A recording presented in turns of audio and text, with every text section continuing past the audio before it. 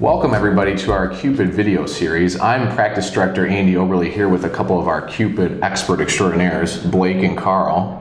You guys want to give a little brief introduction about yourselves?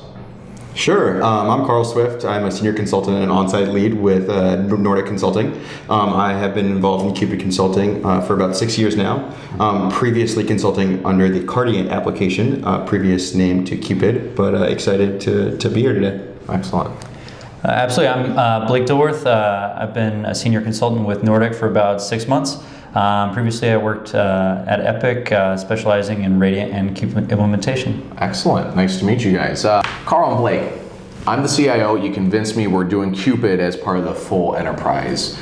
How can the Cupid team alert the inpatient folks, the Radiant folks, to get you all engaged early on enough to ensure maximum success of the entire Cupid application along with the entire install?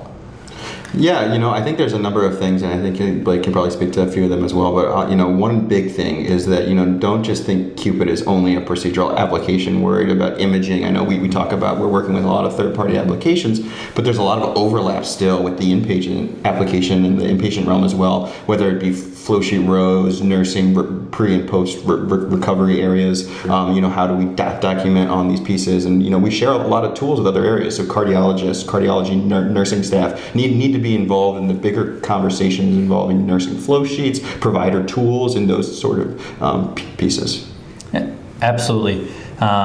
Building on what you mentioned, things like order sets, as well as uptime system defs that affect status boards and color schemes. A lot of clients will choose overarching color scheme for what means in procedure, what means in recovery, and not having one of the farthest reaching procedural areas in on that conversation can sure lead to some dissatisfied end users. Okay. Excellent.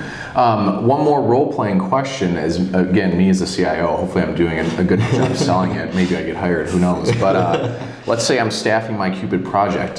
Give me some key traits, some qualities I should be looking for when hiring my Cupid staff.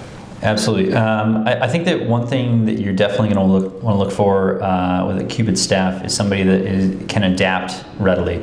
As we've mentioned a number of times, Cupid is an inherently integrated application, so you're looking for somebody that has not only knowledge in Cupid, but knowledge in other applications would be preferable there, as well as an ability to learn other applications and learn on the fly, whether it be that they don't have interfaces knowledge, but do they show the technical expertise or the on their feet thinking skills to be able to pick it up rather quickly, because as we've mentioned, Cupid is not its own module separated from the rest of Epic. It's definitely something that has hands all over the place. So one of the biggest things is flexibility in terms of finding someone for a Cupid team. I think one thing you really need to know or need to look for is someone who's willing to reach out and find a problem, knowing that the Cupid module is sort of comprised of functionality across multiple applications. So you may know one piece of Cupid and it may be non-invasive, invasive, structured reporting, but they're all disparate in terms of how they're built, and you sort of need to relearn sort of a sub-application and sub-build components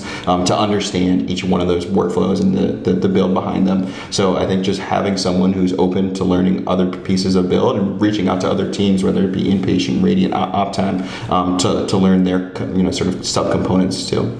Excellent. So Carl and Blake, let's get one or two more gotchas or things to look for when installing Cupid. I want to make sure people out there know some key stumbling blocks that other clients have experienced. In your experience, what would you tell them?